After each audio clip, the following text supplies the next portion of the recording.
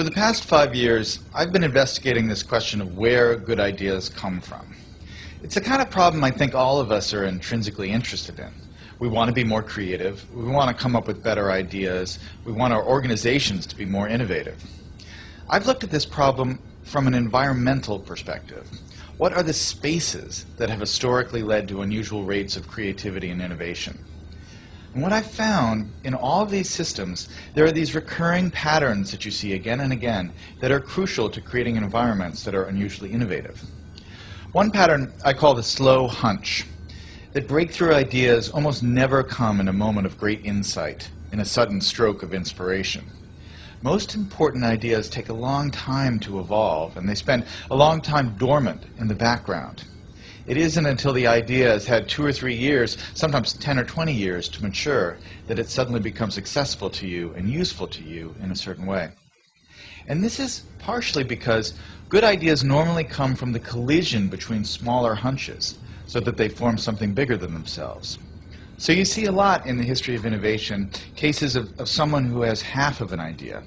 There's a great story about the invention of the World Wide Web in Tim Berners-Lee. This is a project that Berners-Lee worked on for 10 years. But when he started, he didn't have a full vision for this new medium he was going to invent. He started working on one project as a side project to help him organize his own data. He scrapped that after a couple years, and he started working on another thing.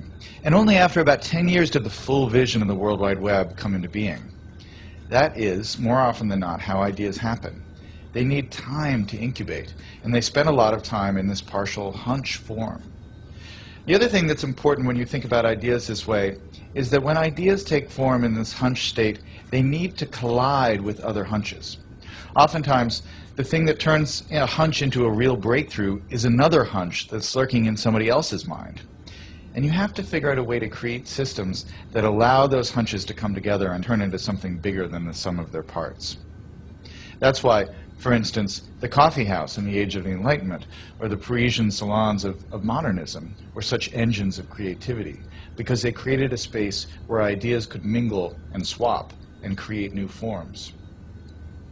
When you look at the problem of innovation from this perspective, it sheds a lot of important light on the debate we've been having recently about what the internet is doing to our brains. Are we getting overwhelmed with an always connected, multitasking lifestyle? And is that going to lead to less sophisticated thoughts as we move away from the slower, deeper, contemplative state of reading, for instance? Obviously, I'm a big fan of reading.